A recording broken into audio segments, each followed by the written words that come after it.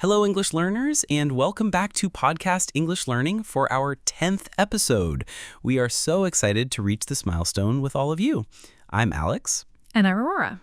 Today, we're going to cover a skill that is absolutely essential for anyone who travels or lives in a new city, asking for and giving directions. That's right. Getting lost can be a stressful experience, but knowing the right English phrases can turn a moment of panic into a simple, friendly conversation. It's all about knowing how to ask for help politely and understanding the response you get. In this masterclass, we will guide you through the entire process. We'll listen to a dialogue where a lost tourist asks a local for directions to a museum. We will break down all the key vocabulary and phrases for both asking and giving directions. We'll also have our strategy corner, where we'll discuss how to use landmarks to make your directions easier to follow, and our cultural corner, where we'll talk about why sometimes people might not be able to help you, even if they want to. This is going to be a complete guide to help you navigate with confidence. So let's get started by listening to our main dialogue for the first time. Oh no, I think I'm completely lost. This map isn't helping at all. Excuse me. Yes, can I help you? I'm so sorry to bother you, but I'm trying to find the City Art Museum. Could you tell me how to get there from here? Of course. You're actually not too far away. You're heading in the right direction. Oh, thank goodness. So what you need to do is go straight ahead on this street for about 2 blocks. You'll see a large bank on your right. Go straight for 2 blocks, bank on the right. Okay, got it. At the bank, you need to take a left. That street is called Oak Avenue. Take a left onto Oak Avenue. Exactly. Then just walk down Oak Avenue for about 5 minutes. You can't miss it. The museum is a huge modern building right opposite the Central Park. So straight ahead for 2 blocks, turn left at the bank onto Oak Avenue, and the museum is opposite the park? You've got it. It's about a 10-minute walk from here altogether. Thank you so much. I really appreciate your help. No problem at all. Enjoy the museum. And we are back. What a clear and helpful exchange. The local gave perfect directions, and the tourist did a great job of confirming them. Yes, that's a key skill.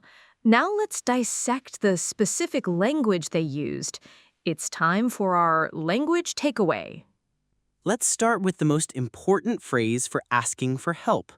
The tourist said, "Could you tell me how to get there?" This is the classic, polite way to ask for directions. Next, let's look at the core phrases for giving directions. The local used go straight ahead and take a left. Go straight ahead or go straight on means to continue moving in the same direction without turning. Take a left or turn left means to enter the street on your left side. You can also say take a right or turn right. The local also mentioned a specific distance for about 2 blocks. A block, or a city block, is the distance along a street from where one road crosses it to the next. It's a very common way to measure short distances in cities, especially in North America. To make the directions clearer, the local used a landmark. A landmark is an easily recognizable building or object that helps you know where you are. In the dialogue, the landmark was a large bank on your right. Landmarks are incredibly helpful. Other examples could be a post office, a tall glass building, a statue, or a bridge. The local also said you can't miss it. This is a common and friendly idiom used to tell someone that the place they are looking for is very easy to see or find. And finally, a very useful phrase, opposite the park. Opposite means on the other side of something. So the museum and the park are facing each other with a street in between. You could also use across from. All of this vocabulary is absolutely essential for navigating a new place. Now, let's move on to our cultural corner. Alex, one thing that can be confusing for learners is that sometimes when you ask for directions, a local person might seem unwilling to help. That's a great point. It's usually not because they are unfriendly. There are a few common reasons. Firstly, they might genuinely not know the answer. If they are also a tourist, or if they just don't know that part of the city well, they can't help you. Another reason could be that they are in a huge hurry.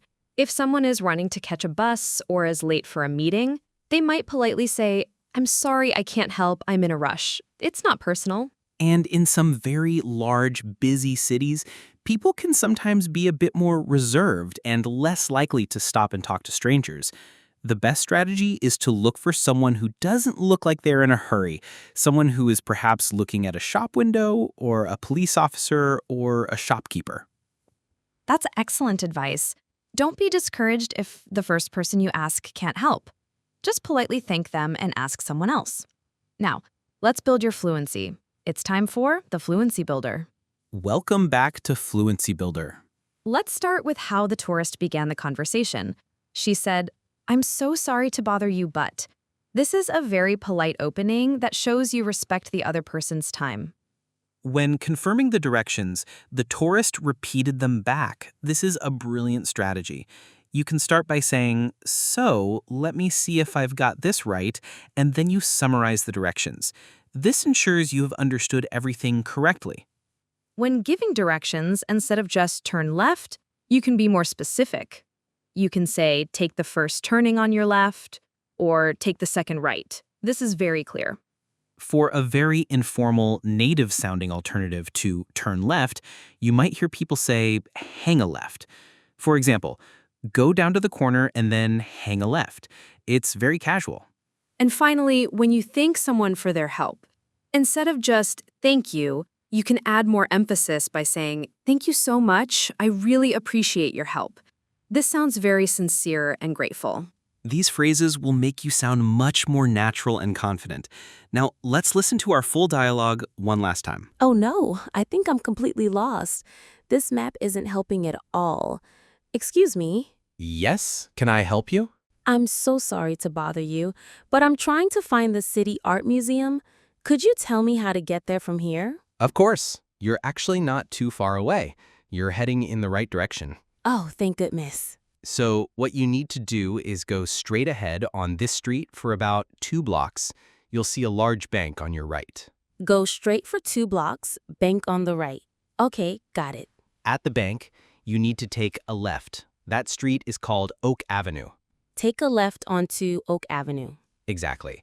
Then just walk down Oak Avenue for about 5 minutes. You can't miss it. The museum is a huge modern building right opposite the Central Park. So, straight ahead for 2 blocks, turn left at the bank onto Oak Avenue, and the museum is opposite the park. You've got it. It's about a 10-minute walk from here altogether. Thank you so much. I really appreciate your help. No problem at all. Enjoy the museum. And that brings us to the end of our masterclass on asking for and giving directions. We hope this lesson has given you a clear roadmap to follow next time you feel a little lost. The vocabulary and phrases we discussed are the building blocks for any conversation about location. The most important takeaway is to not be afraid to ask for help. Most people are happy to help a lost traveler. And when you are giving directions, remember to use landmarks and to speak slowly and clearly. Now for your homework. In the comment section, we want you to practice. Imagine you are standing outside a famous landmark in your city. Write down how you would give someone directions from there to the nearest train station or bus stop. We love seeing you practice the language in the comments. If you found this lesson helpful, please give it a like and be sure to subscribe to Podcast English Learning so you never get lost on your English learning journey. Thank you for joining us for our 10th episode. Until next time, goodbye! Bye, everyone, and happy travels.